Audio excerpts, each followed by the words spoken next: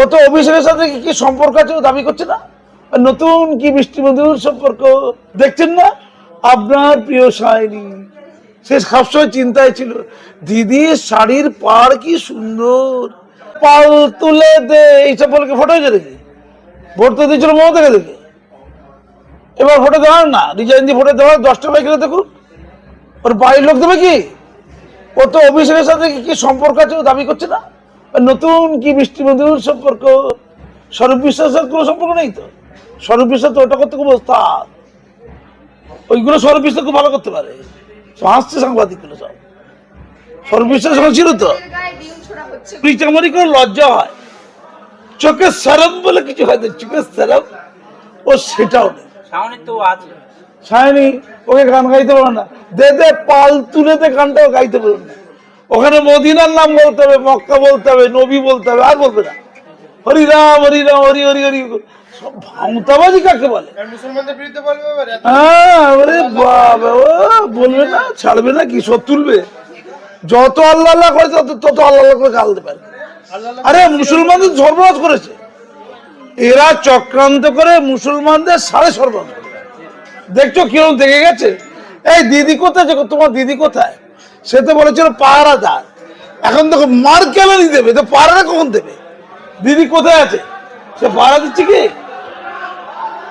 তার তো পাহারা দেওয়ার কথা ছিল, তার তো পাহারা দেওয়ার কথা ছিল না, কখন পাহারা দেবে? ও দিদি পাহারা কথা দিচ্ছেন, নড়তে দেবো না একদম, বলে দিলাম। কাজী বসবক্তে বলছি আপনাকে পাহারা দিতে হবে, মুসলমানদেরকে পুরো জীবন পাহারা দিয়ে যেতে হবে।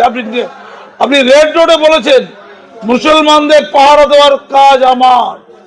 একটা মুসলমানের সাথে যদি কোনো অন্যায় হয়, 15 বছর মুসলমানদের মধু খেয়েছেন, 15 বছর। মহামেডান স্পোর্টিং ক্লাব বলে একটা ক্লাব আছে, ঐতিহ্যবাহী ক্লাব, ভারতবর্ষের প্রাচীন ক্লাব, তাকে সাহায্য করার নাম করে কোনো সাহায্য করেননি।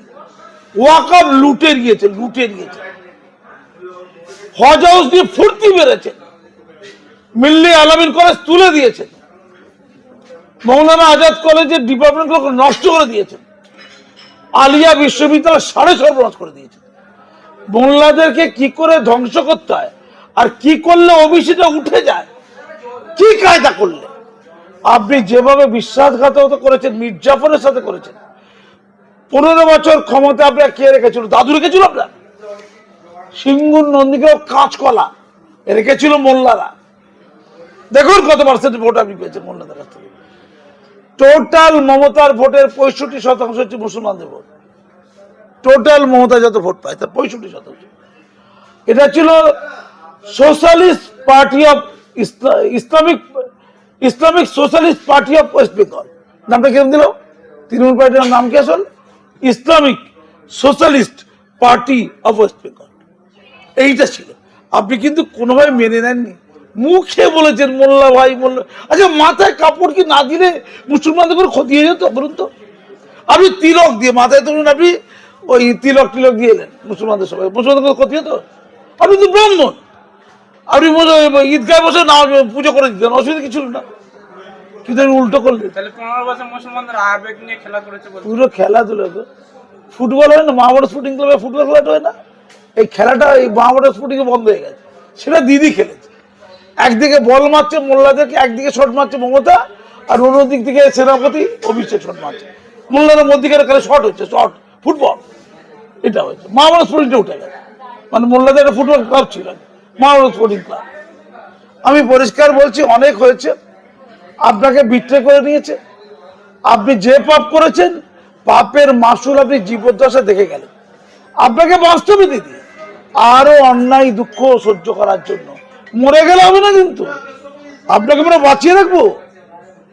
আরে কোথায় স্বর্গ কোথায় নরক আমি জানি না, পৃথিবীতে পাপের মাসুল দিয়ে যেতে হবে। আপনার প্রিয় ওই কি মেয়েটির নাম কি, বয়স্ক ডাক্তারির নামটা কি? কাকলি ঘোষ। কাকলি সে বলছে পাটটা কি সুন্দর। জুনমানি বলছে দিদি কি ভালো দেখতে, দিদি তখন আমার দেখে নিচ্ছে আয়না, আমার মুখটা কেউ নায়িকার মতো। দিদি ভালো, দিদির শাড়িটা ভালো, শাড়ির পাটটাও ভালো, এখন দিদি সব খারাপ।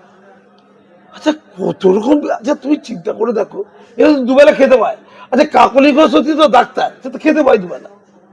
সাইকেল চুরি করে তো সুদীপ বন্দ্যোপাধ্যায় পয়সা করে কিছু হয়েছে তো বহরমপুরে। কল্পনা করতে পারছো না? মানুষের পাল্টে কি ভারতবর্ষের লোকেরা কিন্তু থুতু ফেলবে যেন বাঙালি গায়ে। পাথর ছোঁয়াইনি তো। শোনো আমি পরিষ্কার বলে রেখে দিচ্ছি, এই হিন্দু সনাতনী না একটু ভিতু টাইপের, সাদা সিধে নরম, এরা নরম নরম জিনিস ছড়ে জানো তো। ডিম ছুঁড়েছে, টমেটো ছুঁড়েছে, আর গোবর ছুঁড়েছে। কিন্তু আমাদের মধ্যে মোল্লাতে পারলে বললে মুশকিল আছে, আমরা পাথর ছুঁড়ি, 3টে পাথর মারও পড়ে যাবে। আমি মারি মারবো না, ওই মোল্লা কেউ ছিল ভেতরে, হয়তো সাহস মোল্লাদের আছে। 3টে মুসলমানরা পাথর মারতে ভালো পারে। সিএ কে দিয়ে দিদি গরম খাইয়ে দিল মোল্লাদেরকে। হ্যাঁ বলো বলুক, মোল্লাদের পাথর আসছে ছুটবে, সন্ত্রাস ঘুরে যাবে। আগে অন্য কারোর সাথে করবে, এখন দিদির সাথে সন্ত্রাসী করবে।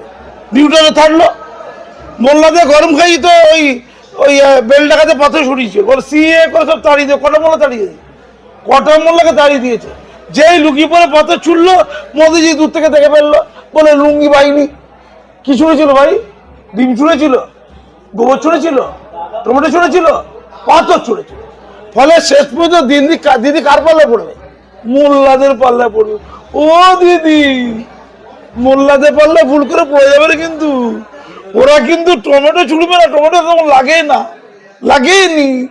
যে ইয়েকে বলেছে, সেই ইয়েকে বলেছে কি, অভিষেককে বেরোচ্ছে তো, বলছে লাগেনি।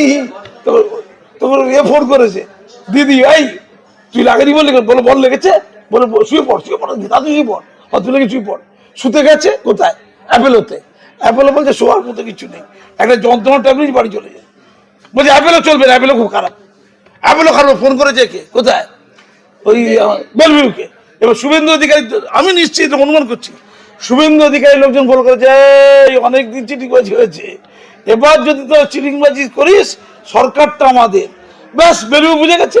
বেলভিউ বলছে না এর কিচ্ছু হয়নি, ও তো আগে বলেছিল লাগেনি, এখন হসপিটাল বলছে কিছু হয়নি, একটা ট্যাবলেট দিয়ে ছেড়ে দিয়েছি, ক্যালপল দিয়ে ছেড়ে দিয়েছি। কি রাগ! বলছে দুটো হসপিটালকে দেখে নেবো, ও সবাইকে দেখে নেবো। এখন দিদিকে সবাই দেখে নিচ্ছে। ও দিদি আর কত অসম্মান! আপনি এই দিদি আল্লাহ হয়েছিল না, কি অবস্থা! আল্লাহ আর পাপ দেখেছো? ভয়ে মোল্লারা কিছু বলেনি, কিন্তু আল্লাহ অভিশাপ দিয়ে দিয়েছে যে আমার সাথে কারো তুলনা করা যায় না। পশ্চিমবঙ্গে ওই খমেনি নেই, খমেনি আয়াতুল্লাহ খমেনি, আয়াতুল্লাহ খমেনি কবে দুয়ার করে দিত, করেছে? মোল্লারা দিদিকে এত ভয় পায়, দিদির বিরুদ্ধে বলা যাবে না। রানী রাসমণি, মা শারদা, এমনকি জেন্ডারে গন্ডগোল। শ্রী শ্রী রামকৃষ্ণ পরমহংস বল জেন্ডারটা ছাড়বে না। আরে তুই এটা দেখ, মহিলা দিকে বল, এতক্ষণ মহিলায় ছিলিস, তুই রামকৃষ্ণ চললি।